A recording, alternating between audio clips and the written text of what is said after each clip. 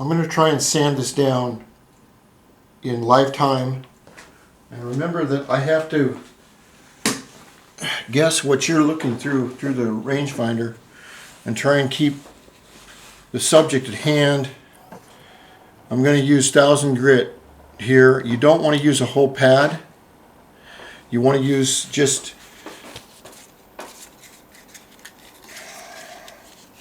a small edge like this, because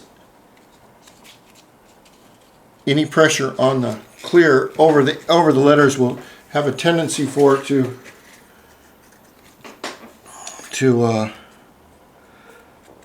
see, now we want to go back and forth just nice and easy.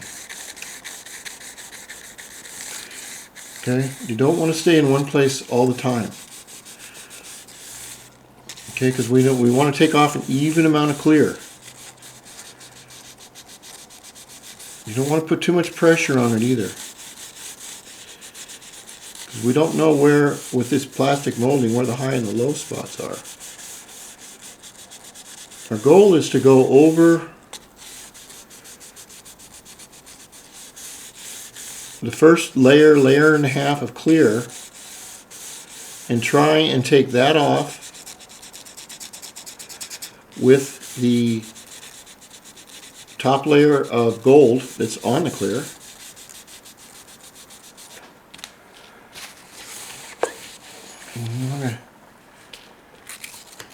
You want to unload your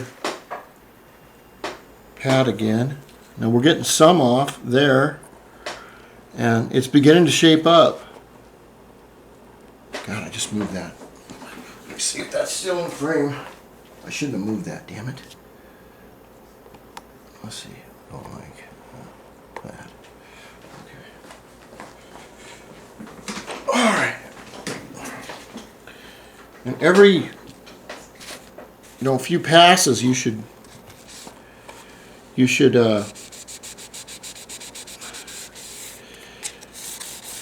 take and wipe off the area, the clear, because the clear does load up, and you want to be real careful about the edges.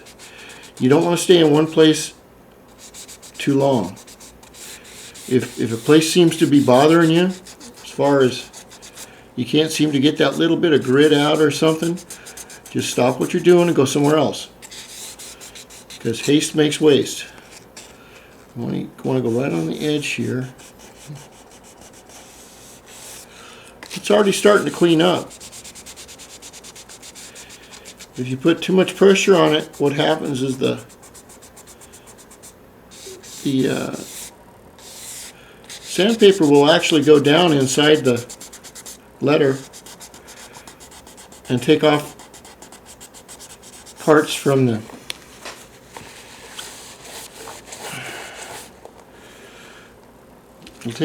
part of the inside, and that's not what you want. Okay, we got a little bit of work to do here on this H. I'm going real light over it. I've got a ton of clear on here before I painted, so I know that I'm not going through the black paint. I'm going through the clear.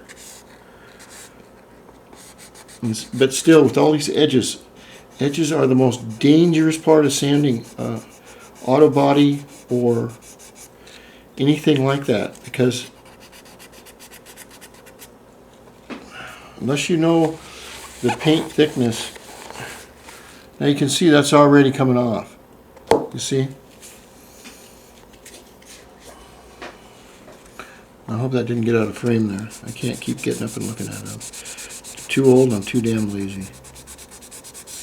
And I see a couple of little specks here by the A.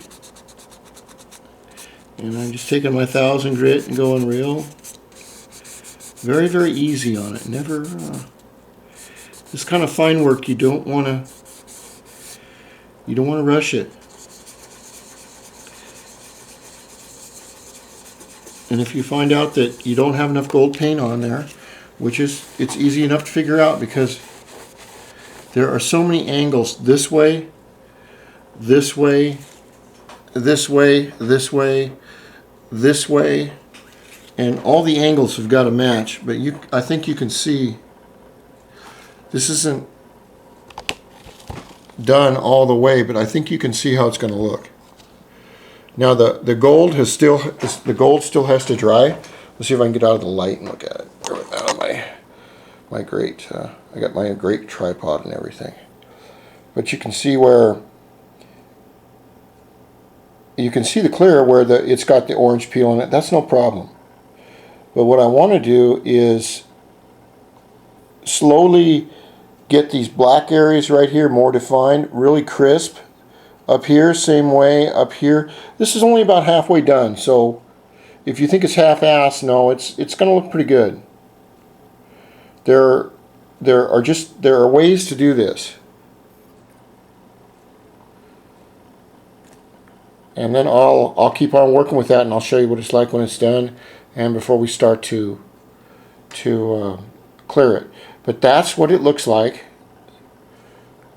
when you take your time and you go slowly. This is, like I said, 50% done. I have to really define all the edges inside the A right there, inside the D, around the N right there, a little bit in the middle there. I may even get it down to where I want it and then say, well, I'm going to have to add a little bit to that O right there, right along the inside edge right there, as you can see. This just bothers me, but these are things that happen when you're doing angles. And angles are an absolute bitch to do. They just are. Let me see if I can pull that out a little bit. Okay, I'm going to fine tune that and see what happens.